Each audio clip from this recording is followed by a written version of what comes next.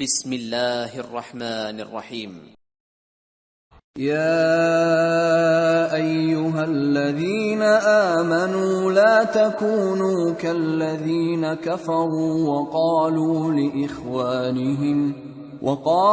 لإخوانهم إذا ضربوا في الأرض أو كانوا غزا لو كانوا عندنا ما ماتوا وما قتلوا ليجعل الله ذلك حسرة في قلوبهم والله يحيي ويميت والله بما تعملون بصير.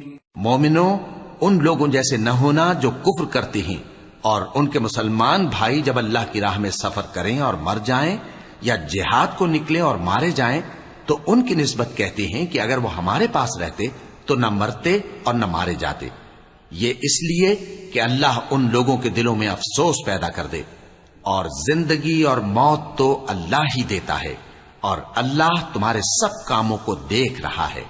وَلَئِن قُتِلْتُمْ فِي سَبِيلِ اللَّهِ أَوْ مُتُّمْ لَمَغْفِرَةٌ مِّنَ اللَّهِ وَرَحْمَةٌ خَيْرٌ مِّمَّا يَجْمَعُونَ وَلَئِن مُتُّمْ أَوْ قُتِلْتُمْ لَإِلَى اللَّهِ تُحْشَرُونَ۔ اور اگر تم اللہ کے راستے میں مارے جاؤ یا مر جاؤ تو جو مال و متاع لوگ جمع کرتے ہیں اس سے اللہ کی بخشش اور رحمت کہیں بہتر ہے، اور اگر تم مر جاؤ یا مارے جاؤ تو اللہ کے حضور میں ضرور اکٹھے کیے جاؤ گے۔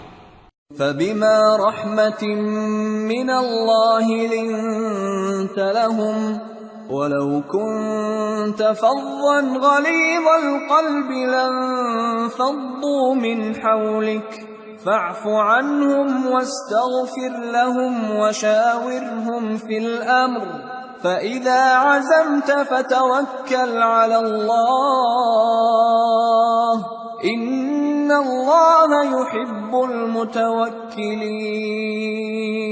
پھر اے نبی، اللہ کی مہربانی سے تم ان لوگوں کے لیے نرم مزاج واقع ہوئے ہو، اور اگر تم بدخو اور سخت دل ہوتے تو یہ تمہارے پاس سے بھاگ کھڑے ہوتے، سو ان کو معاف کر دو اور ان کے لیے اللہ سے مغفرت مانگو، اور اپنے کاموں میں ان سے مشورت لیا کرو، اور جب کسی کام کا پختہ ارادہ کر لو تو اللہ پر بھروسہ رکھو، بے شک اللہ بھروسہ رکھنے والوں کو دوست رکھتا ہے۔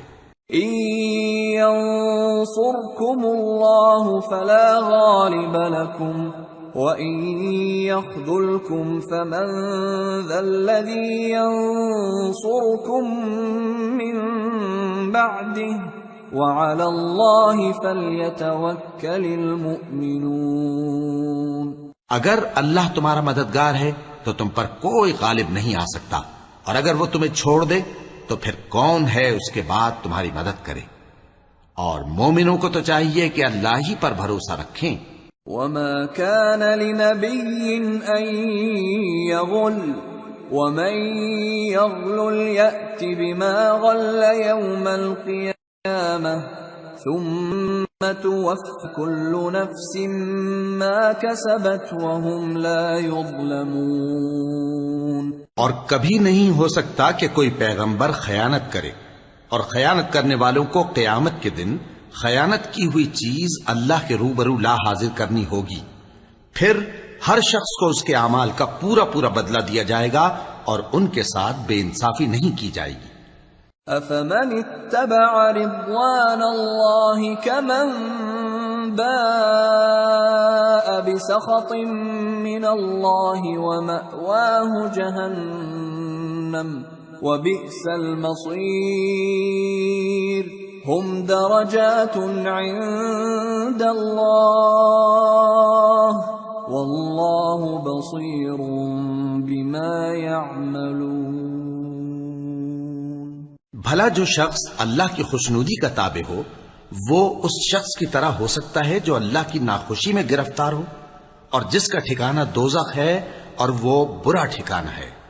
سب لوگوں کے اللہ کے ہاں مختلف درجے ہیں اور اللہ ان کے سب اعمال دیکھ رہا ہے۔ لقد من الله على المؤمنين إذ بعث فيهم رسولا من أنفسهم يتلو عليهم آياته ويزكيهم ويعلمهم الكتاب والحكمة وإن كانوا من قبل لفي ضلال مبين۔ اللہ نے مومنوں پر یقیناً احسان کیا ہے کہ ان میں انہی میں سے ایک پیغمبر بھیجے جو ان کو اللہ کی آیتیں پڑھ پڑھ کر سناتے اور ان کو پاک کرتے اور انہیں کتاب و حکمت کی تعلیم دیتے ہیں، اور پہلے تو یہ لوگ کھلی گمراہی میں تھے۔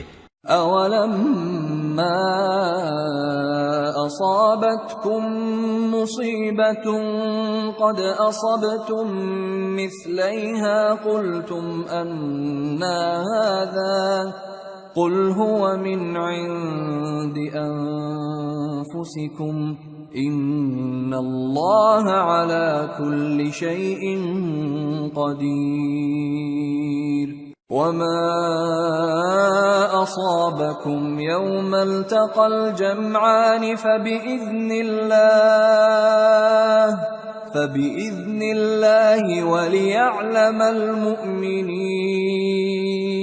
وَلِيَعْلَمَ الَّذِينَ نَافَقُوا وَقِيلَ لَهُمْ تَعَالَوْا قَاتِلُوا فِي سَبِيلِ اللَّهِ أَوِ ادْفَعُوا قالوا لو نعلم قتالا لاتبعناكم هم للكفر يومئذ أقرب منهم للإيمان يقولون بأفواههم ما ليس في قلوبهم والله أعلم بما يكتمون۔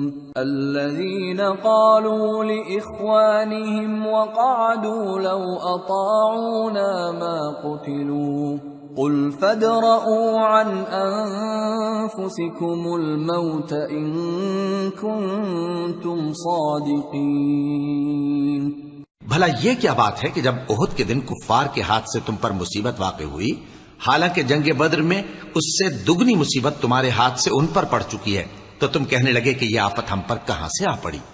کہہ دو کہ یہ تمہاری ہی شامت اعمال ہے کہ تم نے پیغمبر کے حکم کے خلاف کیا، بے شک اللہ ہر چیز پر قادر ہے۔